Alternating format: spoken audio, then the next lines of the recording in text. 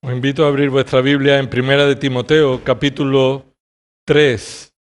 Vamos a continuar esta mañana con nuestro estudio de esta carta que, movido por el Espíritu Santo, Pablo escribió a Timoteo y que nos ha llegado a nuestro tiempo, habiendo salido de la boca de Dios, por tanto, siendo un texto inerrante, libre de todo error, infalible, porque cuando lo ponemos en práctica cumple su propósito en nosotros, tiene la autoridad de Dios y por tanto es suficiente para cada situación de nuestra vida. Primera de Timoteo, capítulo 3, versículo 14. Dice así la palabra del Señor. Te escribo estas cosas esperando ir a ti pronto, pero en caso de que me tarde te escribo para que sepas cómo debe conducirse uno en la casa de Dios, que es la iglesia del Dios vivo, columna y sostén de la verdad. E indiscutiblemente grande es el misterio de la piedad. Él fue manifestado en la carne, vindicado en el Espíritu, contemplado por ángeles, proclamado entre las naciones, creído en el mundo, recibido arriba en gloria. Pero el Espíritu dice claramente que en los últimos tiempos algunos apostatarán de la fe, prestando atención a espíritus engañadores y a doctrinas de demonios, mediante la hipocresía de mentirosos que tienen cauterizada la conciencia, prohibiendo casarse y mandando abstenerse de alimentos que Dios ha creado para que con acción de gracias participen de ellos los que creen y que han conocido la verdad. Porque todo lo creado por Dios es bueno y nada se debe rechazar si se recibe con acción de gracias, porque es santificado mediante la palabra de Dios y la oración. Al señalar estas cosas a los hermanos, serás un buen ministro de Cristo Jesús, nutrido con las palabras de la fe y de la buena doctrina que has seguido. Pero nada tengas que ver con las fábulas profanas propias de viejas. Más bien, disciplínate a ti mismo para la piedad. Porque el ejercicio físico aprovecha poco, pero la piedad es provechosa para todo, pues tiene promesa para la vida presente y también para la futura. Palabra fiel es esta y digna de ser aceptada por todos. Porque por esto trabajamos y nos esforzamos, porque hemos puesto nuestra esperanza en el Dios vivo, que es el Salvador de todos los hombres, especialmente de los creyentes. Esto manda y enseña. No permitas que nadie menosprecie tu juventud. Antes, sé ejemplo de los creyentes en palabra, conducta, amor, fe y pureza.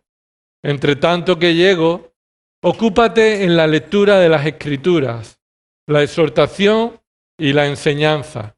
No descuides el don espiritual que está en ti, que te fue conferido por medio de la profecía con la imposición de manos del presbiterio. Este versículo 15 a continuación será nuestro versículo que meditaremos en esta mañana. Reflexiona sobre estas cosas. Dedícate a ellas para que tu aprovechamiento sea evidente a todos. Oremos. Señor, estamos delante de tu palabra, agradecidos por tu gracia al habernos revelado esta sabiduría incomprensible para nosotros. Pero Señor, tú nos has dado también el Espíritu Santo, por el cual tú iluminas nuestra mente para entender las verdades profundas, útiles, eficaces para nuestra vida. Señor, te rogamos que por tu Espíritu Santo tú prepares nuestro oído, nuestra mente, nuestro corazón y todo nuestro ser para recibir tu palabra. Queremos someternos a la autoridad de tu palabra y humildemente rogamos, Señor, que Cristo sea exaltado por medio de ella. Usa a tu siervo, Señor, para que Cristo reciba toda gloria. En el nombre de Él oramos. Amén. Antes de entrar en el versículo 15 para meditar en él, estas verdades que Dios nos expresa, veamos y recordemos un poco el contexto de esta carta. Y en primer lugar quisiera destacar un detalle sobre Timoteo y es su testimonio espiritual. El testimonio espiritual de Timoteo. Timoteo no es un nuevo creyente, no es un recién convertido. Timoteo es un creyente maduro en la palabra de Dios. Su madurez en la palabra y su testimonio en el ministerio ha sido reconocido por los hermanos de Listra, y esto lo podemos ver en Hechos 16:1, cuando Pablo llega a Listra y los hermanos le llaman la atención sobre el buen testimonio de Timoteo. Pablo en numerosas ocasiones respaldó el testimonio de Timoteo y su madurez espiritual. Se dirige a él como hijo amado en 1 Corintios. En 2 de Timoteo también lo hace como un hijo amado. Lo llama colaborador suyo en Romanos capítulo 16, versículo 21. Se refiere a él también como fiel en el Señor, cuando habla de él a los creyentes de Corinto. Timoteo, por tanto, no era solamente un colaborador cualquiera. Hemos estado viendo en Filipenses cómo Pablo recuerda a los filipenses que ha querido enviarles a Timoteo y les expone el testimonio fiel de Timoteo. En la misma carta, en 1 Corintios, vuelve a reiterar el testimonio de Timoteo y cómo debe ser considerado por los demás al decirle, Pablo a los corintios, si llega Timoteo, notad que esté con vosotros sin temor, pues él hace la obra del Señor y dice Pablo como también yo. Y Pablo está recalcando ahí, no es que Timoteo está dedicado a la obra, sino que hace la obra igual que Pablo la hace. Es decir, Timoteo está dedicado en la misma obra que Pablo y con el mismo testimonio y madurez que Pablo. Pablo incluye a Timoteo en el saludo del 2 de Corintios, Filipenses, Colosenses, las 2 cartas a Tesalonicenses. Pablo saluda en nombre suyo y en nombre de Timoteo. Pablo envió a Timoteo a la iglesia en Tesalónica para que estos fueran fortalecidos y los aliente respecto a la fe. Así que Pablo tenía confianza y testimonio en el ministerio de Timoteo, útil para la edificación de la iglesia. Timoteo supo sufrir. No solamente su testimonio fue en los casos fáciles, sino que él dio testimonio en momentos difíciles del ministerio. Timoteo sufrió por la fe de Cristo. Es un siervo de Cristo que estuvo preso por el Evangelio y fue liberado, como dice Hebreos 13:23. El testimonio de Timoteo es de un ministro de Cristo, fiel, piadoso, maestro, sufridor, obediente, sacrificado, confiable. Habiendo destacado este testimonio espiritual de Timoteo, quisiera destacar también cómo Timoteo en esta ocasión enfrenta una de las situaciones más difíciles de su vida. A pesar de su madurez y testimonio, esta carta llega a Timoteo en la situación más difícil de su vida, de su ministerio. A pesar de esta experiencia, Timoteo en situaciones difíciles que ha sufrido en Corinto, Tesalónica, en Berea. Cuando los hombres de Tesalónica fueron a Berea para evitar que escucharan la palabra de Dios, Timoteo estaba allí sufriendo esa persecución. Pero Timoteo, por la providencia de Dios, enfrenta ahora este ministerio en Éfeso en solitario. En solitario. El ministerio requiere que reconozcamos que es un ministerio solitario, lo hemos dicho otras veces. Y ahí es donde se prueba nuestra dependencia en el Señor. Mientras estamos acompañados, todo va bien y es una bendición estar en el cuerpo, porque nos amamos unos a otros. Pero el Señor en su providencia permite que en todo aquello donde nos apoyamos deje de estar para que nuestro apoyo esté solo en Cristo. En esta situación, Timoteo está enfrentando en solitario esta situación difícil en el ministerio. Había surgido lobos rapaces aquí. Pablo ya lo dijo en Hechos capítulo 20. Surgirá de vosotros y vendrán de fuera lobos rapaces que no tendrán compasión de la iglesia, de los creyentes. Ya ha sucedido. Ya la iglesia en Éfeso está en esta situación. ¿Y quién va a enfrentar este problema? ¿Quién va a estar cuidando de esa iglesia? Timoteo en solitario. Timoteo en solitario. Timoteo enfrentó tal reto espiritual que sacó a la luz su propia debilidad y su necesidad de perseverar en la dependencia del Señor, la dependencia de su palabra, la dependencia en el Evangelio. No sé cuál será la situación que estás enfrentando en tu vida, pero lo que Timoteo enfrentó puede ser de ánimo para lo que tú estés enfrentando ahora. Porque ya que estés sufriendo cualquier necesidad, cualquier sufrimiento, cualquier situación en la que expone tu debilidad, tu falta de capacidad para soportar, tu falta de sabiduría para enfrentar, lo que Timoteo necesitó para esta situación es lo que tú y yo necesitamos. Recuerda que como Timoteo, los ministros de Cristo enfrentan situaciones y ocasiones en las que deben cuidar de la iglesia de Dios a pesar de que desearían abandonar. Y Timoteo está en este caso, está a punto de abandonar, de tirar la toalla, de decir, bueno, si Dios es el Señor de la iglesia, que Dios se encargue de ella. Yo me voy a otro lado, Pablo. Y Pablo le escribe esta carta para decirle, por la misma razón que te deje allí, es la razón por la que tienes que continuar. ¿Y cómo debes hacerlo? Capítulo 3, versículo 14, lo hemos leído. Mientras que te escribo estas cosas para que estás esperando ir a ti pronto, pero en caso de que me tarde, quiero que sepas cómo debe conducirse uno en la casa de Dios. Y no se trata de abandonar y decir que Dios se encargue de su iglesia en Éfeso, sino crecer en el reconocimiento de la necesidad y dependencia de la palabra de Dios y de la soberanía de Dios y de la capacidad que Dios da a sus hijos para cumplir su palabra, su voluntad. Hermanos, Dios te ha salvado para que por medio de tu obediencia le traigas gloria a su nombre. Y no lo ha hecho para que lo hagas en tu fuerza, sino en el poder del Espíritu, en el poder de Cristo, en el poder de la palabra. Por tanto, llegamos en esta lista de mandatos que Pablo le dice a Timoteo de cómo debe ser un buen ministro de Cristo, que empieza en el capítulo 4, versículo 6, y que ya hemos visto en otros domingos anteriores toda esta serie de mandatos que el ministro de Cristo necesita estar ejercitado y cumplir para glorificar a Dios en el ministerio. Llegamos al versículo 15 con este nuevo mandato.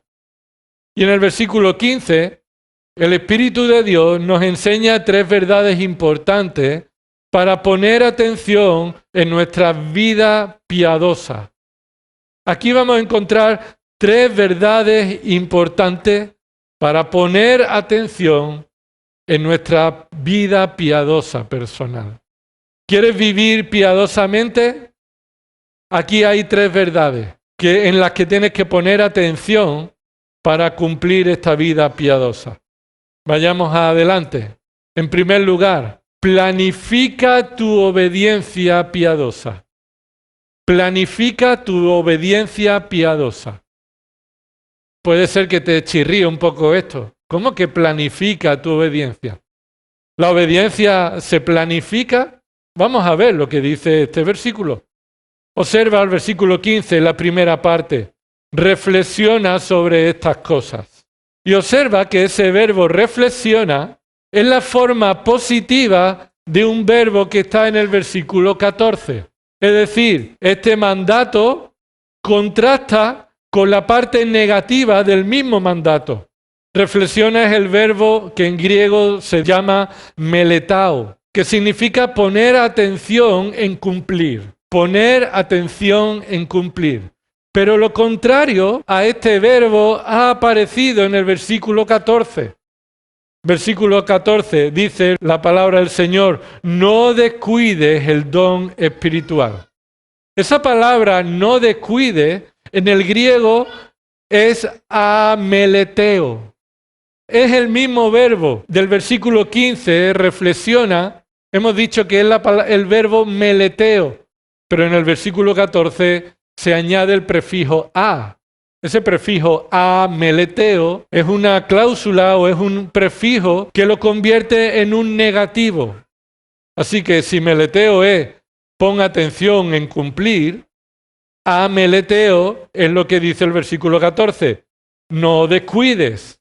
Así que llega aquí este mandato de contraste que se convierte en un mandato afirmativo. Reflexiona se traduce aquí, pero esta palabra, este verbo imperativo que es un mandato innegociable, además es un presente activo que significa que debe estar continuamente en tu vida. Un presente activo es que es una acción continua. No es un día reflexioné y como resultado de una reflexión que tuve un día, ahora ya mi vida ha cambiado. No, reflexiono continuamente. Pongo atención en cumplir continuamente. La raíz de este verbo en griego, que el Espíritu Santo movió a Pablo para que utilizara, es la raíz que significa practicar como resultado de una planificación. Por eso sacamos esta verdad. Tu obediencia piadosa debe estar planificada. Debe estar planificada. Debes planificar la piedad. Debes pensar, reflexionar, pero eso te va a llevar a cómo poner en práctica tu vida piadosa. La reflexión no es algo simplemente en lo cual yo medito y pienso, sino que esa reflexión está directamente relacionada con poner en práctica. Planifico, pienso, reflexiono para poner en práctica. Y hermano, mira, para entender un poco más este verbo, este mandato, este verbo se utiliza 2 veces en el Nuevo Testamento. 2 veces únicamente. Así que esto es bueno para entender qué significa este verbo. Aparece aquí, en nuestro pasaje, y aparece también en Hechos capítulo 4, versículo 25. Para eso te invito a que puedas ir a Hechos capítulo 4, versículo 25. Y la mejor manera de entender este significado, este mandato, es ver cómo se utiliza en un contexto parecido. El uso que tiene esta misma palabra en aquella misma época es la manera en la que podemos entender este mandato. Observa que en Hechos capítulo 4, versículo 25, aparece de nuevo este verbo, este mandato, meletao, aunque no está en un tiempo imperativo, sino en un presente continuo, algo que está sucediendo, está usado por personas impías. Hechos capítulo 4, versículo 25. Al oír ellos esto, unánimes alzaron la voz a Dios y dijeron, «Oh Señor, tú eres el que hiciste el cielo y la tierra, el mar y todo lo que en ellos hay». Versículo 25. El que por el Espíritu Santo, por boca de nuestro padre David, tu siervo, dijiste. Observa que ahora lo que aquí se está diciendo es una cita del Salmo número 2. Y se cita el Salmo número 2 y se dice, ¿por qué se enfurecieron los gentiles y los pueblos tramaron cosas vanas? Ahí aparece nuestro verbo. Y aparece en esa palabra tramar. Tramaron cosas vanas. El Salmo 2 nos está expresando una pregunta retórica que Dios mismo hace hacia la rebeldía necia de los hombres. Y los pueblos, los gentiles, se enfurecieron y se unieron para tramar.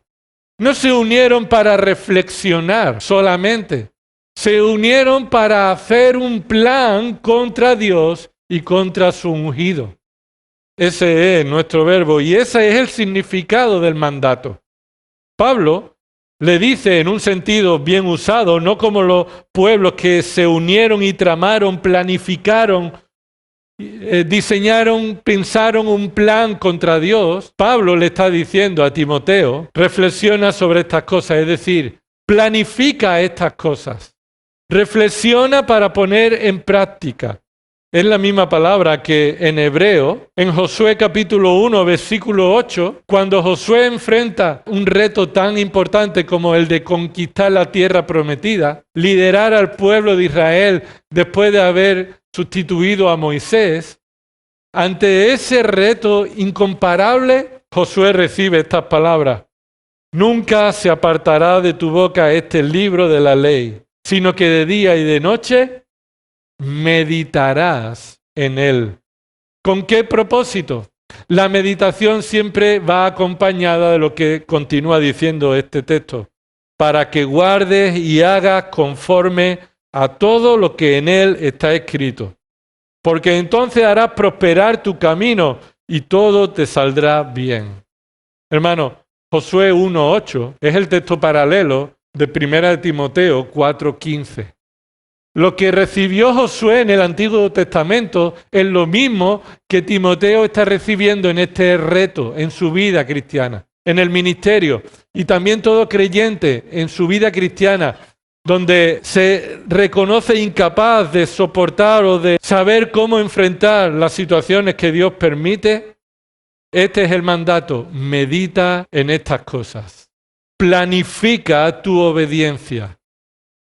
Hermano, en ocasiones vivimos la vida con el piloto automático. Con el piloto automático. Te levantas por la mañana y vamos, pin. Empiezas a hacer cosas. Incluso puedes planificar, pero lo hacemos con piloto automático. ¿A qué me refiero con piloto automático? Lo hacemos en base a nuestra opinión, nuestro pensamiento natural, sin llegar a pararnos en todo momento en pensar qué es lo que Dios quiere que yo haga. ¿Cómo debo planificar mi vida? ¿Qué debo valorar en mi mente? ¿Cómo debo responder a esta situación? ¿Cómo es que Cristo respondería? Llegamos a esta situación entendiendo ese mandato, reflexiona como planificar, como meditar en la palabra de Dios con el propósito de ponerlo en práctica. La pregunta es: ¿en qué debo meditar para poner en práctica? ¿Qué debo planificar? Y dice ahí el versículo 15, reflexiona sobre estas cosas. Y sobre estas cosas es algo muy genérico, ¿verdad? Pero ¿a qué se refiere Pablo con reflexiona sobre estas cosas? El buen ministro de Cristo y todo creyente debe planificar la piedad en su vida. Estas cosas no es otra cosa que vivir como Cristo. Vivir conforme a la piedad de Cristo. Y no solamente en la lista de mandatos que se están dando aquí, sino que por eso hemos leído desde el versículo 14 del capítulo 3. Cristo es el centro y es lo que rodea tu pensamiento y tu vida. Cristo es de quien recibe todo el poder para ser transformado y seguir sus pisadas. Planifica cómo vivir como Cristo. Planifica, medita, reflexiona cómo Cristo viviría. ¿Cómo Cristo hablaría? ¿Cómo Cristo dedicaría su tiempo? ¿Cómo Cristo viviría? Porque así es como tú y yo debemos vivir. Y de una manera es piadosamente. Con toda piedad, es decir, con una demostración de alabanza a Dios. Y esa piedad se muestra en el capítulo 3, versículo 16. El misterio de la piedad es grande, indiscutiblemente grande. Y es en Él en quien debemos fijarnos, depender y servir. Somos ministros de Cristo, los pastores. Y también cada creyente somos esclavos de Cristo.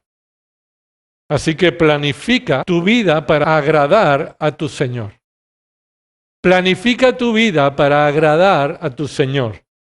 Esta palabra, versículo 15, sobre estas cosas, es un pronombre demostrativo, es decir, dice estas cosas que acabamos de decir, pero además es acusativo, es decir, recibe la acción de planificar. Es decir, no planifiques de cualquier manera, planifica en base a la piedad de Cristo. Planifica en base a la piedad de Cristo y ahora entraremos a hablar sobre esto. Pablo dice a Timoteo que el buen ministro de Cristo reflexiona, planifica, planea cómo poner en práctica la disciplina piadosa en su propia vida. Y esto tiene un sentido, como dice el versículo 7 y 8, disciplínate a ti mismo para la piedad, como una disciplina de un ejercicio físico o un ejercicio espiritual. Y todo deportista y todo deporte requiere un plan de entrenamiento. Un plan de entrenamiento. Y Pablo, en este sentido, se refiere a que nuestra piedad debe ser planificada. Debemos entrenarnos para la piedad. Debemos dejar de practicar aquello que no nos conviene. Debemos reflexionar sobre aquellas partes débiles que debemos reforzar. Debemos identificar el pecado en nuestra vida con nombres y apellidos. Debemos depender del poder de Dios para enfrentar nuestra piedad. Planifica sobre esta vida piadosa. Y aquí hay una lista de cosas que se deben planificar y lo hemos leído desde el capítulo 3, versículo 14 y continúa en el capítulo 4, versículo 1, en el que se expone a todo lo que sucederá en los últimos tiempos, en el que habrá creyentes falsos que apostatarán de la fe y arrastrarán a personas por medio de doctrinas de demonios. Y en el versículo 6 nos dice que un buen ministro de Cristo enseña todo el consejo de Dios. En el versículo 6 también nos dice que el ministro de Cristo está nutrido con la sana doctrina. En el capítulo 4, versículo 7, nos dice que debe rechazar las fábulas profanas. Versículo 7 nos dice que debe disciplinarse a sí mismo para la piedad. Versículo 9, debe confiar y creer en toda la palabra de Dios. Versículo 10, debe poner su esperanza en el Dios vivo y en el Evangelio. Versículo 11, debe planificar cómo enseñar y mandar continuamente a los hermanos a que vivan según la sana doctrina. Versículo 12, se planifica cómo no dar razones para ser menospreciado por nuestra inmadurez. Versículo 12 también se planifica cómo ser un ejemplo de integridad piadosa a todos los demás creyentes.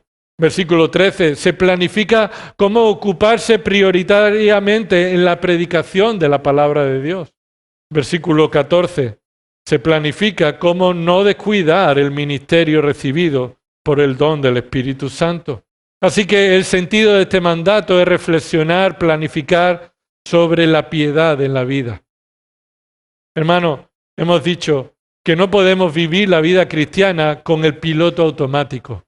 Debemos reflexionar cómo vivir. Debemos reflexionar cómo hablar, cómo pensar y no dejarnos llevar por nuestra mentalidad caída que todavía debe ser renovada, sino que debemos reconocer que confiar en nuestro pensamiento es precisamente una actitud necia.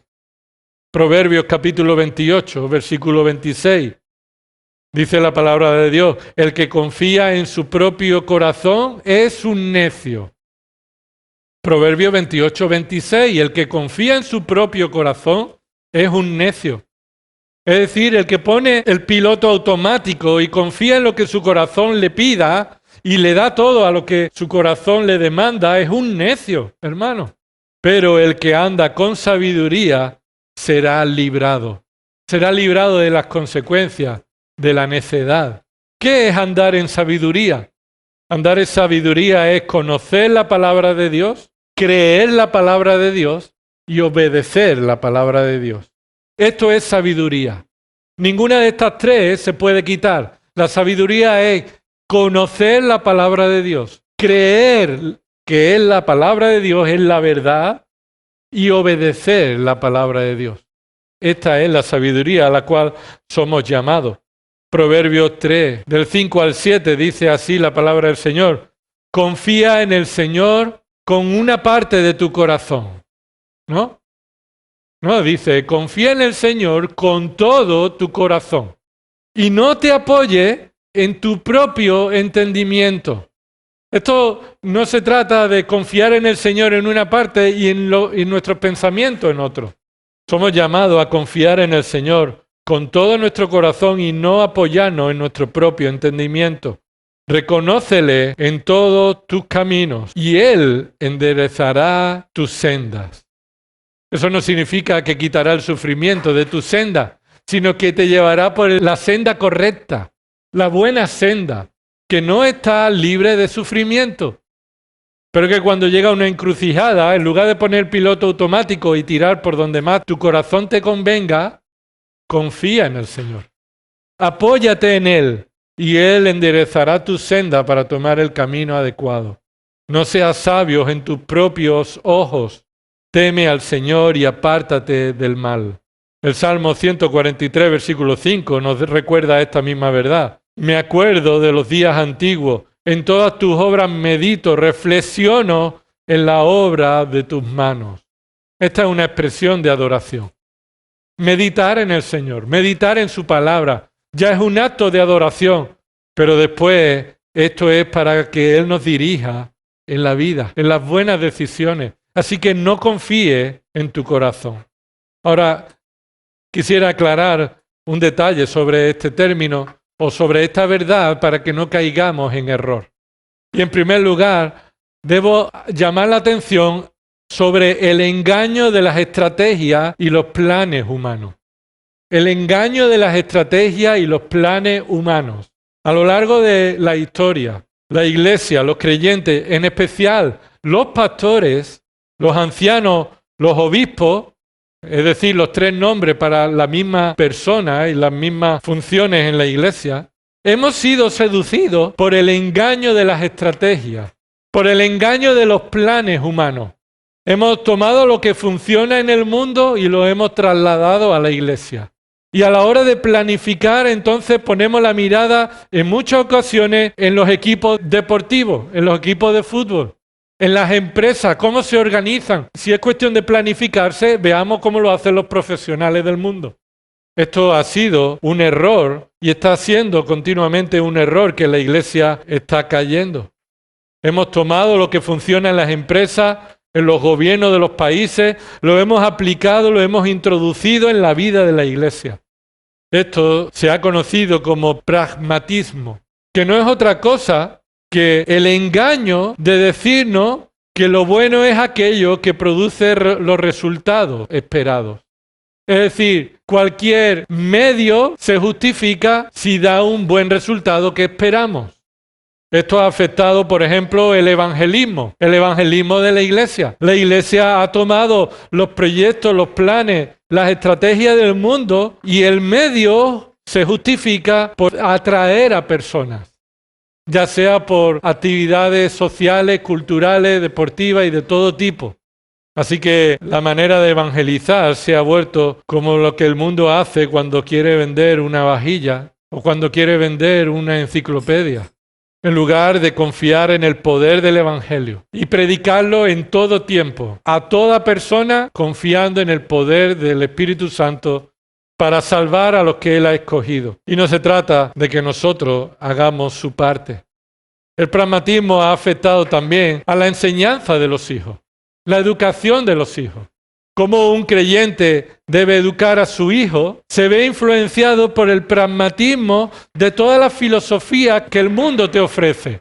Y sobre todo en estos últimos tiempos a través de Internet, donde surgen muchos maestros de pacotilla y que escriben libros basados en la filosofía y la psicología que es contraria a la sabiduría de Dios, pero nosotros, desesperados por nuestra necesidad, en lugar de acudir a la palabra de Dios, acudimos al engaño del pragmatismo del mundo. No hay nada como la palabra de Dios para nuestros hijos. Y no hay nada como la palabra de Dios para capacitarnos a nosotros frente a la dificultad de educar a nuestros hijos. Pero nosotros lo dejamos a la filosofía de la enseñanza en los colegios, en la televisión, en los medios de comunicación. Y cuando los padres enfrentamos dificultades en la crianza de nuestros hijos, en demasiadas ocasiones acudimos a estos consejos del mundo. Por supuesto que el pragmatismo ha afectado a la iglesia como un lugar donde sentirse bien. Y planificamos la iglesia y el ministerio para responder a las necesidades y deseos y gustos de aquellos que van a consumir como si la iglesia fuera lo que va a satisfacer el egoísmo y las pretensiones de los hombres. La iglesia no está en el mundo para hacer sentir bien a las personas. La iglesia está en el mundo para levantar en alto la palabra de verdad, exaltar a Cristo, aunque eso implique sufrimiento, para que seamos humillados y para que Cristo así sea exaltado, para que entre nosotros, como hemos leído en Colosenses, podamos perdonarnos como hemos sido perdonados. Pero en ocasiones la iglesia se ha convertido en un lugar de entretenimiento. Se planifica la iglesia como un club social. Y eso sucede en la iglesia evangélica. La iglesia evangélica más grande de Estados Unidos tiene más de 50.000 personas. Está fundada en este pragmatismo. El pastor o el hombre que dice que es el pastor de esa iglesia es el famoso Joel Osteen. Él ha escrito muchos libros y en realidad lo que él hace es satisfacer el egoísmo y el egocentrismo de sus miembros. Y por eso es la iglesia más grande. Porque eso se llenará de personas, no necesariamente creyentes, pero se llenará de personas. Este hombre, uno de sus libros que escribió, que se llama Yo Declaro, dice así en su libro, y cito, nuestras palabras tienen poder creativo. Cuando declaramos algo, ya sea bueno o malo, damos vida a lo que estamos diciendo. Y continúa este hombre diciendo esta barbaridad. Este libro ha sido escrito como una guía para declarar tu victoria cada día. Declara salud, declara favor, declara abundancia. Él dice, ponte frente al espejo y di, buenos días, guapa. Buenos días, bendito. Buenos días, próspero, exitoso, fuerte, talentoso, creativo, confiado, seguro, disciplinado, enfocado y muy favorecido, hijo del Dios Altísimo. Y ahí termina la cita. Este es el consejo. Toda esa lista es lo que Él va a decirte en ese libro. Ponte en el espejo y di eso. Buenos días, guapo. Buenos días, todo lo que tú quieras ser. Él ha dicho con su boca que debes alcanzar la mejor versión de ti mismo. Pero esto no es por medio de Cristo, sino por medio de satisfacer el egocentrismo, el pensamiento positivo de este mundo trasladado a la iglesia. Por tanto, cuando hablamos de planificar nuestra piedad, hermano, no es en base a la sabiduría del mundo. No es en base a la estrategia del mundo. No es en base a lo que tu corazón desea. Es en base a lo que la palabra de Dios dice. Y para ello es peligroso tener una mente desorganizada. Quiero destacar esto también. El peligro de tener una mente desorganizada. Nuestra mente necesita ser renovada.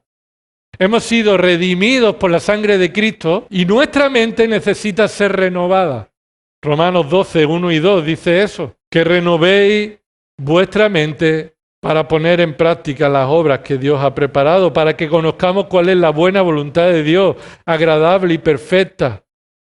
Hermano, el pecado ha corrompido nuestra mente. Y una de las formas en las que lo ha hecho ha sido desorganizando tu mente. Desorganizando tu mente. Ha puesto patas arriba nuestros principios, nuestras prioridades. Ya no sabemos por dónde tirar. Y ponemos el piloto automático y salga el sol por donde salga. Pero Dios nos ha salvado y nos ha redimido también de una mente desorganizada, una mente desviada. Hermano, tú y yo necesitamos planificar la piedad y todo empieza aquí, en tu mente, poniendo las prioridades, pensando como Cristo pensaría, sintiendo lo que Cristo sentía, deseando lo que Cristo deseaba. Y por tanto, entonces, podremos planificar nuestra piedad.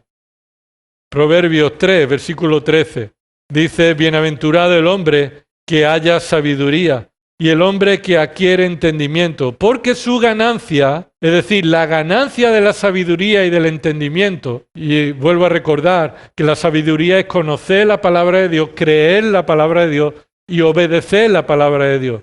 Y su ganancia, la ganancia de la palabra de Dios, creída y aplicada, supera y es mejor que la ganancia de la plata. Y la utilidad de la sabiduría es mejor que el oro fino. Hermano, la situación en la que nos encontramos y la que Timoteo se encontraba es la situación propicia para resetear nuestra mente, para de nuevo reconocer que tenemos una mente desorganizada, que tenemos que organizar nuestras prioridades. Debemos renovar nuestra mente por la palabra. Y los creyentes estamos en peligro de seguir viviendo acostumbrados a una mente desorganizada, un piloto automático que está equivocado. Un piloto automático que está equivocado. Este pasaje, 1 Timoteo 4:15, nos dice que debemos planificar nuestra obediencia. Es una prioridad planificar nuestra piedad. Y Pablo le dice a Timoteo, que es un ministro de Cristo, por tanto, también todos los creyentes debemos darle prioridad a planificar nuestra vida para obedecer a Dios. Y no para buscar la satisfacción de un corazón que está desorganizado. No me refiero a planificar nuestra obediencia de 2 a 3, obedezco, y a partir de las 3 tengo tiempo para hacer otras cosas. No, la planificación no se refiere a tener un tiempo para obedecer y otro tiempo para desobedecer. La planificación es meditar, reflexionar cómo es la verdad de la palabra de Dios y en base a ella tomar la dirección que nos marca. Planifica tu piedad, hermano. Planifica tu obediencia. Llena tu mente de su palabra. Examina tu vida y toma decisiones. Por eso esta es la segunda verdad que hay aquí. Segunda verdad. Haz realidad el plan. Haz realidad el plan. Versículo 15. Dice, reflexiona sobre estas cosas, dedícate a ellas. Así que ahí no ha terminado. No es suficiente con hacer un plan con la intención de cumplirlo, sino ¿para qué sirve hacer un plan si después lo ignoras y lo guardas en el cajón? Haz realidad el plan. Dedícate a ellas. Este es el segundo verbo imperativo, es decir, de nuevo es un mandato innegociable. Este mandato innegociable es planificar la piedad, pero no dedicarse a ello es inútil, pecaminoso, por tanto, hazlo realidad. Haz que se cumpla, como hemos aprendido en Filipenses capítulo 2. Ocúpate en tu salvación con temor y temblor. No en tu fuerza, sino sabiendo que Dios es quien obra en nosotros tanto el querer como el hacer. Pero ocúpate significa a realidad, no te opongas a la obra de Dios en tu vida. Esa palabra, dedícate, no está bien traducida, aunque da un sentido de lo que significaría. Pero literalmente esa palabra significa haz que sea posible. Sé esas cosas, que esas cosas sean realidad. Ponte a ello, haz que acontezca. Esa palabra, dedícate, es el verbo ser, existir, vivir. Así que hazlo realidad. Ponte a ello. ¿Qué dice Santiago 4:17? El que sabe hacer lo bueno y no lo hace, es pecado. Por eso Pablo dice, no es suficiente con planificar tu mente. Es decir, Señor, lléname de tu palabra, dedicarte a ella, examinar tu vida a la luz de tu palabra, dedicarle el tiempo, sino que después lo que aprendemos no seamos como ese que se mira a un espejo, se ve, se considera y cuando se da media vuelta, ¿qué hace? Se olvida cómo eres, se olvida. No seamos oidores de la palabra, conocedores, sino hacedores de ella. Hazlo realidad en tu vida, no por tu fuerza, no por tu capacidad, en dependencia del poder que obra en ti. Dios mismo está obrando en ti. Para dejar el egoísmo, para dejar el llamar la atención a ti mismo, para buscar el amar sacrificadamente, el perdonar en amor, para abandonar la ira, para abandonar el pecado de los ojos, de la lujuria, del egoísmo, de todo pensamiento pecaminoso. Dios te ha capacitado para ello. Hazlo realidad. No porque te mire al espejo y lo diga. Hazlo, no. Ora al Señor. Ora al Señor. Pídele al Señor que por su gracia Él siga obrando en tu vida. No seas negligente, ignorando que tu falta de decisión te hará sufrir las consecuencias. Lo vuelvo a repetir. No seas negligente, ignorando, olvidando que las consecuencias de tu falta de decisión por una vida piadosa te hará sufrir. Sin caer en el pragmatismo ni la estrategia humana y reconociendo nuestra necesidad de pensar bíblicamente, este pasaje nos recuerda que somos negligentes al ignorar de que sufriremos las consecuencias por falta de decisiones.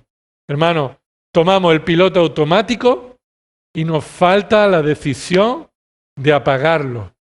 Nos falta la decisión de dejarnos guiar por el Espíritu y tomar decisiones que requieren sufrimiento, pero que traerán el gozo verdadero. Traerán el gozo verdadero. El gozo no está en las cosas de este mundo, sino en vivir piadosamente para la gloria de Dios. Y viviendo con el piloto automático, vas a sufrir el impacto. Vas a sufrir el impacto. Efesios 5:8 nos dice, porque antes erais tinieblas, pero ahora sois luz en el Señor. Por tanto, el mandato viene así. Andad como hijos de luz. Y observa, no se nos dice que nosotros dejemos ser tinieblas y que nosotros consigamos ser luz. Nos dice que ya lo somos. Nos dice que por nuestra unión con Cristo, por la regeneración en nuestra salvación, ya hemos dejado de ser de las tinieblas y ahora somos de la luz. Así que como consecuencia de eso, debemos responder al mandato de andar como hijos de luz. ¿Y cómo se hace? Efesios 5:9 continúa diciendo, examinando qué es lo que agrada al Señor. ¿Cuántas cosas tú has hecho esta semana pasada preguntándote qué es lo que agrada al Señor? A lo mejor no solamente las cosas que has hecho, sino las cosas que has pensado.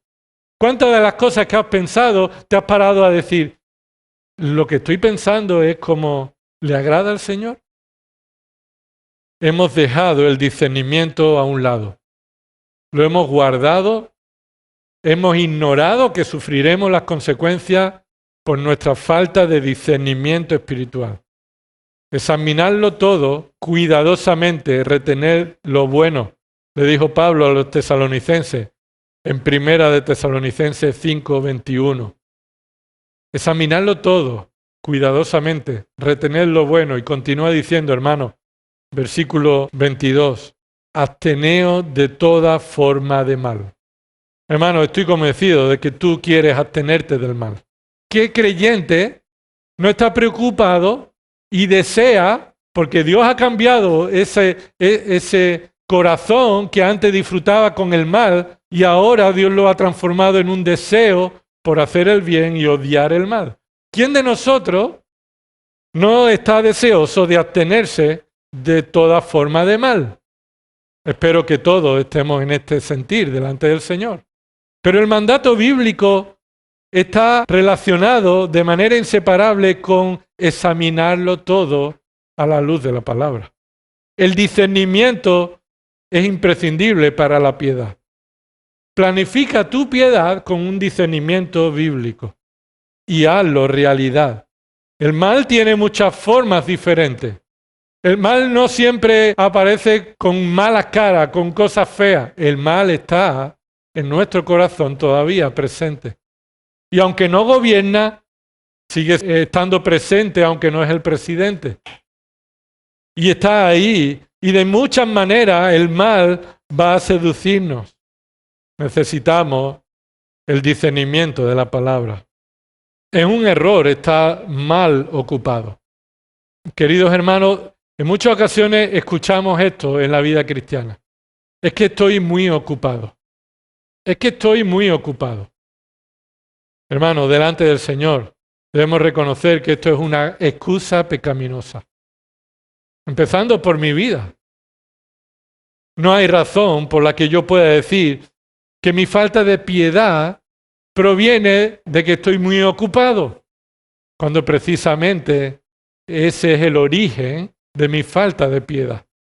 que no planifico mi obediencia. Estoy ocupado, pero estoy ocupado en las cosas equivocadas. Jesús confrontó esta excusa engañosa en Lucas 14, versículo 15. Dice el texto ahí, inspirado por el Espíritu Santo, cuando uno de los que estaba sentado con Jesús a la mesa oyó esto, es decir, que bienaventurados aquellos que coman del pan que Dios le da, este hombre dijo, bienaventurado todo el que coma pan en el reino de Dios. Pero Jesús le dijo esto. Cierto hombre dio una gran cena e invitó a muchos. Y a la hora de la cena envió a sus siervos a decir a los que habían sido invitados, venid porque ya todo está preparado. Y todos a una comenzaron a excusarse. El primero dijo, he comprado un terreno y necesito ir a verlo. Te ruego que me excuses. Otro dijo, he comprado 5 yuntas de bueyes y voy a probarlo. Te ruego que me excuses. También otro dijo, me he casado y por eso no puedo ir. En el mismo Evangelio de Lucas, capítulo 9, versículo 57, Jesús confronta a sus aparentes discípulos con la demanda que requiere el discipulado. El ser discípulo se demuestra cuando Dios te capacita para cumplir sus demandas. Entonces Jesús confronta con aquellos que no eran reales discípulos, pero parecían serlo. Lucas 9, 57 dice, y mientras ellos iban por el camino, uno le dijo, te seguiré a donde quiera que vayas. Jesús aprovechó la ocasión. Versículo 58. Jesús le dijo, las zorras tienen madriguera y las aves del cielo nido, pero el Hijo del Hombre no tiene donde recostar su cabeza. Y según lo que dice este pasaje, aquel que le dijo, te seguiré donde quiera que vaya, se apartó de él. Cuando supo que el Hijo del Hombre no tenía un lugar donde recostar su cabeza. Y dijo, bueno, pues entonces no te sigo. Porque dice el versículo 59, a otro dijo, sígueme. Pero él dijo, Señor, permíteme que vaya primero a enterrar a mi padre. Mas él le dijo, deja que los muertos entierren a sus muertos, pero tú ve y anuncia por todas partes el reino de Dios. También otro le dijo a Jesús, te seguiré, Señor, pero primero permíteme despedirme de los de mi casa. Pero Jesús le dijo, nadie que después de poner la mano en el arado mira atrás es apto para el reino de Dios. Así que lo que Jesús está poniendo aquí es confrontando nuestra excusa de creer que estamos muy ocupados y eso justifica nuestra falta de piedad. Así que planifica tu piedad significa examina tu ocupación. Examina si estás ocupado en lo correcto. Claro que tendrás que trabajar. Claro que tendrás que hacer otras cosas. Pero a la luz de la Escritura, en oración, examina si hay otras cosas que debes dejar y cómo debes ocupar tu tiempo. Y en tercer lugar, terminamos con esta enseñanza. Hemos dicho, planifica tu obediencia. En segundo lugar, haz realidad ese plan. En tercer lugar, reconoce la utilidad. Reconoce la utilidad. Míralo de nuevo. 1 Timoteo 4:15. Y claramente se ve eso en el versículo, ¿verdad? Esas 3 partes. Reflexiona en estas cosas, dedícate a ellas. Y ahora viene el propósito. Pero el propósito, hermano, observa que el propósito no es el aprovechamiento. El propósito ahí no es que saques provecho de ello. No dice para que saques provecho. Observa el texto. No dice para que saques provecho. Lo que está dando por sentado es que cuando tú planificas y te dedicas a ello, eso va a traer provecho, sin lugar a duda. Esa palabra provecho es progreso, progresión. Es la misma palabra que se utilizaba para un explorador que iba cortando hacia adelante, cortando hacia adelante. Así que ese provecho es un resultado que no dependerá de ti, sino que vendrá cuando tú planifiques tu vida para la piedad y te dediques a ella. Entonces, el provecho se hará evidente a todos. Y ese es el propósito. Reconoce la utilidad de llevar a cabo una vida piadosa. Y todo creyente progresa. Si no progresa, probablemente eso significa que no seas creyente. Así que el creyente progresa en su vida, unos más rápidos, otros más lentos, como la parábola del sembrador. Uno dio un crecimiento y otro dio otro, pero todos dieron crecimiento. Entonces, ese progreso debe ser evidente. No es un progreso íntimo, secreto, sino debe ser evidente. El resultado del progreso en la vida del creyente es la evidencia a todos. El énfasis del propósito de dedicarse al cumplimiento, de planificar la vida piadosa en la vida de Timoteo y en tu vida, es para que en tu vida se muestre la evidencia del progreso en la piedad.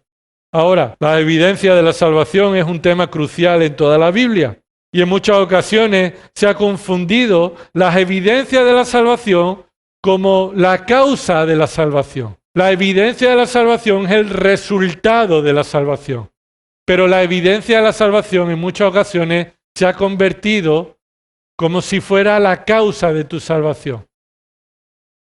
Así que, hermano, la salvación en nuestra vida se hace evidente por medio del progreso en nuestra piedad.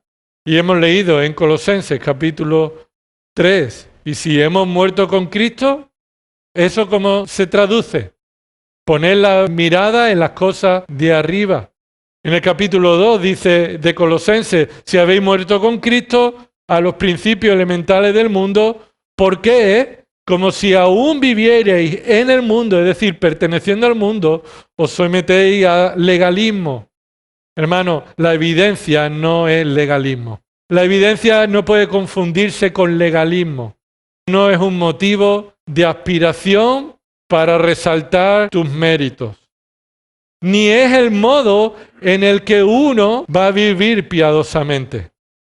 La finalidad, el propósito de vivir una vida piadosa es saber que Dios va a traer provecho en nuestra vida y eso se va a evidenciar a todos, no solamente a todos los creyentes, sino a todos los que te rodean. Quisiera terminar meditando en este punto, en estas cuestiones. Evidenciar tu progreso piadoso debe ser un contraste con la hipocresía. Que tú en tu vida, planificando tu vida para la piedad y dedicándote a ella, eso dé resultados que se muestran de evidencia, un progreso evidente, debe ser un contraste con la hipocresía de la falsa religión. Y lo que Pablo está aquí contrastando a Timoteo es Timoteo frente a los engañadores que ponían órdenes y mandatos que debían cumplirse, que no eran conforme a la palabra de Dios y que decían, si cumples esto, vas a dar evidencia de que eres un creyente. Pero la evidencia es en base a la palabra de Dios y está separado, es contraste con la hipocresía de la falsa doctrina. La evidencia piadosa no se falsifica. Tarde o temprano, Dios va a probar y va a sacar a la luz si es una evidencia piadosa o es una hipocresía de falsa doctrina. Porque la evidencia piadosa proviene de un corazón transformado. Y la evidencia religiosa, engañadora, hipócrita, mantiene todavía un corazón podrido, muerto. Y tarde o temprano se mostrará. La evidencia de vivir una vida piadosa te anima y anima a los demás creyentes a vivir como estás viendo a otros hermanos. Anima y motiva a la piedad de la congregación. Cuando tú estás dedicado no solamente no especialmente a que tus necesidades sean cubiertas, sino a cubrir las necesidades de los hermanos sacrificadamente, con piedad, entonces animas a otros a que vivan del mismo modo como Cristo vivió. Pablo le está diciendo a Timoteo que el aprovechamiento del progreso en su vida sea evidente a otros para que esto motive a la congregación a seguir su ejemplo. Hebreos 13:7 apunta a ese pasaje, dice, acordaos de vuestros guías que os hablaron la palabra de Dios y considerando el resultado de su conducta, imitad su fe. Observa, antes de imitar su fe, debes considerar el resultado de su conducta. Discernimiento espiritual para después imitar su fe, porque no debemos imitar una fe falsa, sino una fe genuina. La evidencia del progreso piadoso en la vida del creyente aumentará la oración mutua. Debemos orar unos por otros. Y aparte de orar por nuestras necesidades y nuestras enfermedades y nuestras dificultades, debemos orar unos por otros para que nuestra mente y nuestros ojos sean iluminados por la palabra. Debemos orar unos por otros, por la congregación, como Pablo oró en Efesios 1, 18. Mi oración es que los ojos de vuestro corazón sean iluminados, para que sepáis cuál es la esperanza del llamamiento de Dios, cuáles son las riquezas de la gloria de su herencia en los santos, y para que sepáis cuál es la extraordinaria grandeza de su poder para con nosotros, los que creemos. Debemos orar unos por otros, para que el Señor haga que nuestra piedad progrese y se haga evidente, y nos animemos unos a otros, y esa debe ser nuestra oración. En último lugar, la evidencia de nuestro testimonio debe exaltar a Cristo como el único piadoso. No hemos hecho nada para merecer la salvación, ni hemos hecho nada para preservar la salvación. No hay nada en nosotros que merezca un aplauso. Eso nos lo ha leído esta mañana. Si Dios escogió a esto y a esto, fue con el propósito de que nadie se jacte en su presencia. El provecho de vivir una vida piadosa es evidenciar a Cristo en tu vida. Exalta a Cristo, hermano, en tu vida. Que Cristo sea tu todo, en todo, por todo, porque en Él está la plenitud y nosotros estamos completos en Cristo. Y si estamos en Cristo completos, no queremos nada más. Evidencia el progreso en tu vida para la gloria de Dios, para exaltar a Cristo. Planifica tu piedad, lleva a cabo, hazlo realidad y confía en la utilidad para que Cristo sea exaltado. Vamos a orar. Señor, gracias por tu palabra, que es verdad, que nos ayuda. Señor, que es suficiente para toda situación en nuestra vida. Y aun cuando estemos pastoreando una iglesia y en momentos difíciles queramos tirar la toalla, Señor, tu palabra de nuevo nos llama a planificar nuestra mente, planificar nuestra obediencia, llevarla a cabo, vivir como Cristo. Señor, y esto sea una realidad en cada creyente aquí. Y si hay alguien que no ha creído en Cristo como su Salvador y Señor, que no se ha sometido a su autoridad, que ha reconocido su pecado, que ha reconocido la salvación en Cristo, pero no se ha sometido a la autoridad de Cristo, necesita ser salvado. Aún todavía no ha sido salvado. Señor, te pedimos que por tu Espíritu Santo tú traigas salvación y que tú produzcas en ellos el progreso de un verdadero creyente, que evidencia en su vida que está siendo transformado a la imagen de Cristo. Perdónanos, Señor, por vivir con el piloto automático, por confiar en nuestra opinión, por buscar lo que no debemos buscar. Señor, te pedimos que tú transformes nuestra mente, santifiques tu iglesia y que tu iglesia te glorifique exaltando a Cristo como el piadoso incomparable. A ti sea la gloria en el nombre de Cristo. Amén.